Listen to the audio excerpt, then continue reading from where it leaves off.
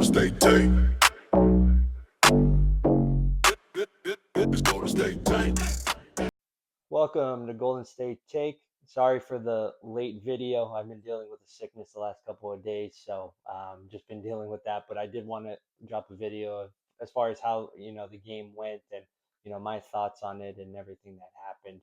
Obviously, the Warriors season is over now. It's come to an end with the loss to Phoenix, and from the get-go of this game, I was really curious to see how the start was going to be for this team. This is a team that typically struggles right out of the gate. First quarters have always been a rough spot for this team, and considering everything that went on Wednesday against the Clippers and the emotional and physical toll that that game took on for this team just to get that win, I was worried that the first quarter was going to be a tough one to watch, and indeed it was. 33-15 was the score after one. Um, couldn't hit shots from the outside, 1 of 8 from three, 9 turnovers. And with this team, turnovers is always a great gauge to see how this team is doing. Um, they're always known to be a high turnover team, but especially early on in the game, when you see them turning the ball over, especially those first few minutes, that's usually a good indicator of how things are going to go. And so they get off to a really rough start, obviously down 18 going into the second. Second quarter is when things turned around. They actually cut it to 5 going into halftime. They stopped turning the ball over.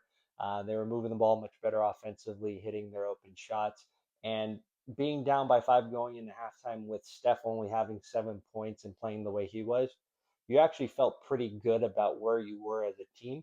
Um, Unfortunately, second half they just ran out of gas, and you could tell that whatever they found in the Clippers game in that second half and in that fourth quarter, they were just not going to find against Phoenix this time around. So um, they fought through. They cut it to about 7 or 8 points a couple of times, but never got much closer than that. And unfortunately, they lost and kind of things unraveled at the end. So it looked a lot worse than it actually was. But the final score was 111-95. And obviously, again, season's over for the team. Some of the takeaways from this game, again, we talked about the big three of Phoenix, Booker, Brooks, and Jalen Green were the three guys we needed to look out for and watch out for. Booker finished with 20 points. Brooks finished with 13. Was in foul trouble most of the first half, so he definitely struggled to get a rhythm going. Jalen Green though was the killer this game. He ended up with 36 points, 14 of 20 from the field, 8 of 14 from three, and he was just in a zone. And we talked about this earlier. Jalen Green, although he's a very good player, he is one of those microwave scorers where, some games he looks like one of the best players in the league and can kill you. And then there's some games where he's very quiet and, doesn't really do much. And the thing I really noticed about this game in particular, and I think one of the main reasons where things really went sideways is if you look at the first couple of shots Jalen Green had, they were wide open looks, and he was able to cash them in. And with a player like that, especially, the worst thing you can do is let him get going early and see the first couple of shots go in. I thought the Warriors really didn't do a good job at trying to take him out of the game or make it tough on him at all. It almost seemed like they were so focused on Booker and even Brooks to a certain extent that they almost forgot about Jalen Green a few times, especially in that first quarter. And again, once a player like that sees it go in from the beginning, it's going to be hard to shut him down. And it just everything they threw at him, they didn't have an answer. Jalen Green played a hell of a game, and he was the best player on the floor tonight. And when you look at some of the numbers to this game, you understand the Warriors really didn't have any shot here. You look at Porzingis; he only played 15 minutes tonight. Definitely looked hampered. I'm not sure exactly what was going on with him, but compared to what we saw out of Porzingis on Wednesday against the Clippers, looked like a totally different player now. Pajemski started off slow. He was 1 for 7 in the first quarter. He actually ended up finishing with a pretty good game. He finished 8 of 17 from the field, so he kind of got it going at the end there. But Steph, obviously 4 of 16, 17 points. When your best player is giving you that on this particular team, you're not going to have a chance to win. So Steph definitely didn't have the game we were hopeful for. And again, kind of similar to the Clippers game, we were hoping he would maybe turn it around in the second half, and it just never really got into a rhythm there at all. So again, when you look at those numbers, they finished also with 20 turnovers. Uh, when you have more turnovers than Steph Curry does points, you're not going to win. It's just as simple as that. But and then you look at some of the other guys for Phoenix. Again, we mentioned Booker, we mentioned Brooks. Goodwin had 19 points. Royce O'Neal had a pretty good game off the bench.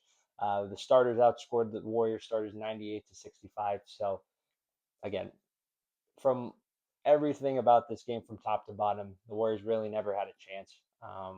And it's unfortunate because again, we were hopeful that with the win they had against the Clippers, maybe that momentum could get them going into this game. They win that game, then again in a 7 game series when you have Steph Curry, you just never know what can happen. But again, it just looked like they ran out of gas, and you could tell in the post game interviews at the end of this one.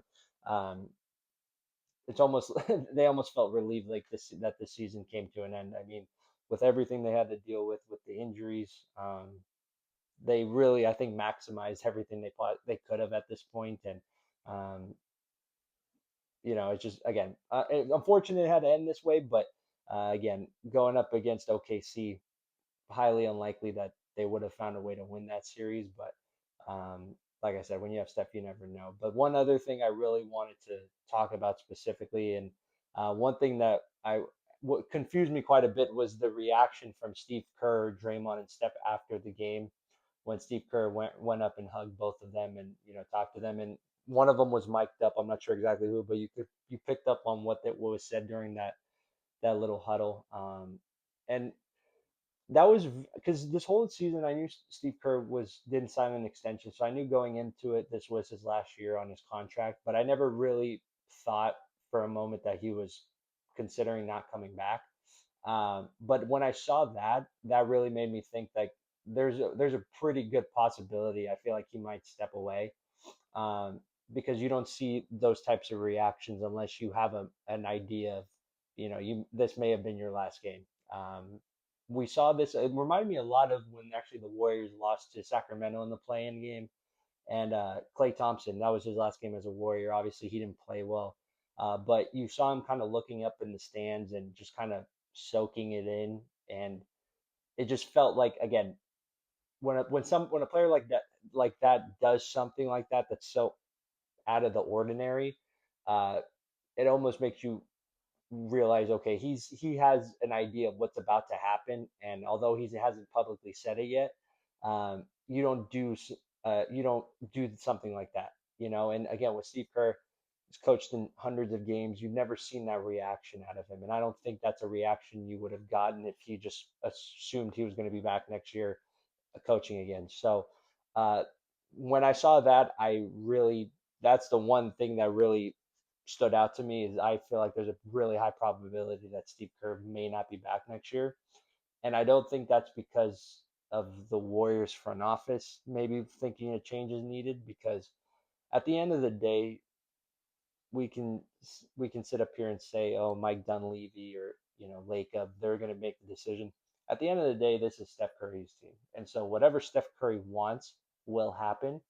And from all accounts, I haven't seen anything that leads me to believe that Steph is not wanting Steve Kerr to come back. I mean, even in the post game conference or post game interview at the end, they talked obviously a lot about that, and there was nothing there that even remotely makes me believe that Steph would want to change in scenery from the coaching from the front office to make a switch at head coach.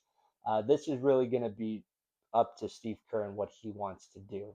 He even said he's not coaching anywhere else. So I think this really just comes down to if Steve Kerr wants to keep coaching or if he wants to step away because I don't think the Warriors are going to look to move on from him because, like I said, Steph Curry is going to decide who's coming in and who's and what the next move would be. So it'll be interesting to see in the next few weeks what happens with that. If Steve Kerr does come back, I likely think he's just going to try to time out his contract with Steph and Draymond.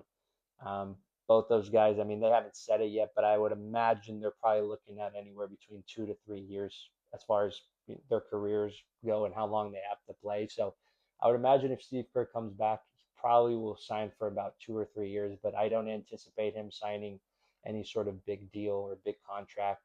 Um, and again, we talked about this in the earlier podcast. Steve Kerr definitely is not. I don't see him being up for being in a rebuild. I think if Steve Kerr's coaching, it's with a legit chance to win. And obviously, with Steph, you're always going to have some sort of chance. So I think if he does resign, his contract is going to line up very similar to Steph Curry and Draymond's timeline. So yeah, we'll see what happens there. But again, that situation at the end of the game, I think spoke a lot about how much Steve Kerr is actually considering stepping down for right now. Um, I mean, whether you agree on it or not, Steve Kerr has had a very successful career as a coach, and I don't think the Warriors would be have had the amount of success they have had without Steve Kerr. So we'll see what happens there. But like I said, just wanted to give you my opinion on the game and everything that I saw, and obviously it sucks the Warriors season came to an end, but we'll have more information. We'll have more, talks about what they should be doing in the off season. Some potential free agents they can get or potential trades. So stay tuned for that. We'll be back for another video about the San Jose Sharks and their grades for their players coming out here very shortly. So stay tuned also for that. But talk to you guys later.